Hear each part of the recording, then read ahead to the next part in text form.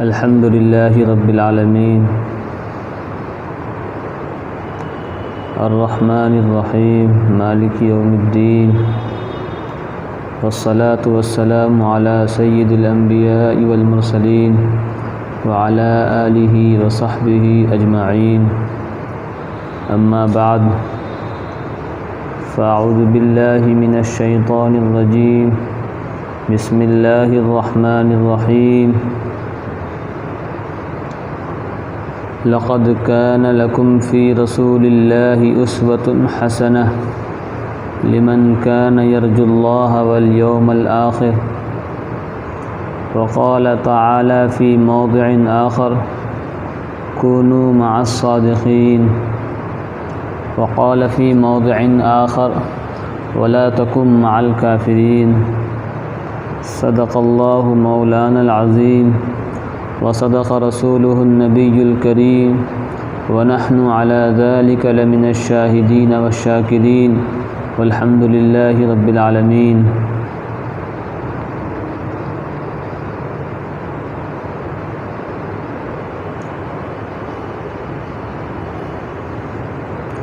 اسلام کے غیور نوجوانوں اور قابل احترام دوستوں، معزز حضرات، یہ ایک ناقابل انکار حقیقت ہے کہ اسلام کے اندر تشبہ کا مسئلہ، کسی کے ساتھ مشابہت اختیار کرنا، افکار کے اعتبار سے ہو، خیالات کے اعتبار سے ہو، اخلاق و عادات کے اعتبار سے ہو، اطوار کے اعتبار سے ہو، اسلام میں یہ ہدایت اور گمراہی کی بنیاد ہے۔ اگر کسی نے انبیاء کرام کی مشابہت اختیار کر لی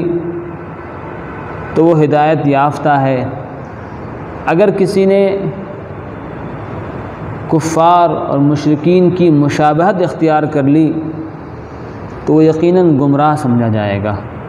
صراط مستقیم سے ہٹا ہوا سمجھا جائے گا۔ اسی لیے اللہ تبارک و تعالیٰ نے فرمایا وَكُونُوا مَعَ الصَّادِقِينَ کہ اپنا تعلق صدیقین اور صلحاء کے ساتھ قائم کر لو۔ صدیقین اور صلحاء اور اولیاء اللہ کی مشابہت اختیار کر لو۔ وَلَا تَكُن مَعَ الْكَافِرِينَ کفار کی، مشرکین کی، یہود و ہنود کی مشابہت اختیار مت کرو۔ یہ تعلیمات اللہ تبارک و تعالیٰ نے ہمیں دی ہے، یہ ہماری کامیابی کے لیے ہے اور ہماری بھلائی کے لیے۔ دنیا میں اگر ہم سرخ رو ہو کر زندگی گزارنا چاہتے ہیں، دنیا میں اگر ہم باعزت قوم کی طرح،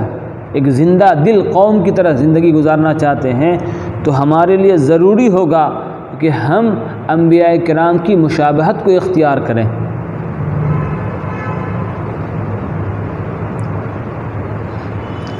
دوسری طرف یہ بھی ایک ناقابل انکار حقیقت ہے کہ انسان کی فطرت میں یہ بات شامل ہے کہ جس کے پاس سطوت و قوت،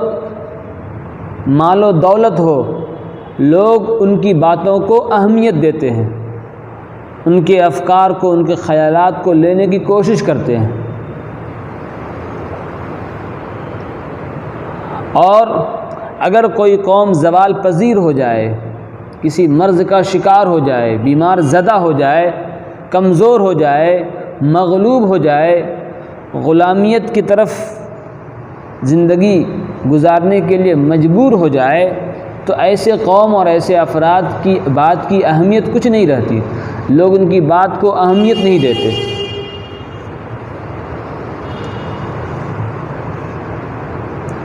تو جو طاقتور قوم ہے، جو حکمراں قوم ہے، جو مال و دولت والے لوگ ہیں، ان کی باتوں کو لوگ اہمیت دیتے ہیں،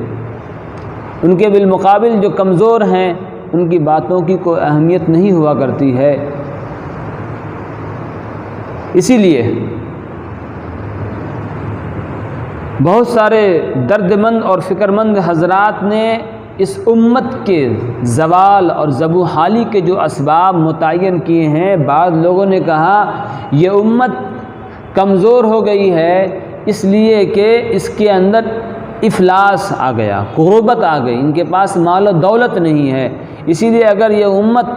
مال و دولت کو جمع کر لے، اکٹھا کر لے،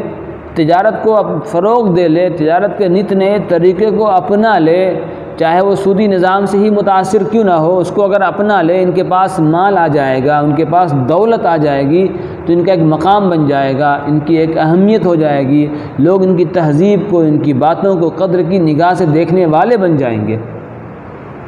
بعض حضرات نے کہا کہ اس امت کے زوال کا بنیادی سبب یہ لا علمی ہے، جہالت ہے، اس لیے انہوں نے کہا کہ اس امت کے اندر سے جہالت کو دور کرنے کے لیے، لا علمی کو دور کرنے کے لیے کالجوں کا قیام، اسکولوں کا قیام ضروری ہے۔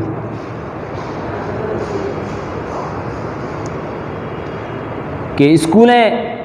اور کالجوں اور یونیورسٹیوں کے اندر جو ہے اس امت کے افراد جائیں گے اور اپنے آپ کو علم سے آراستہ کریں گے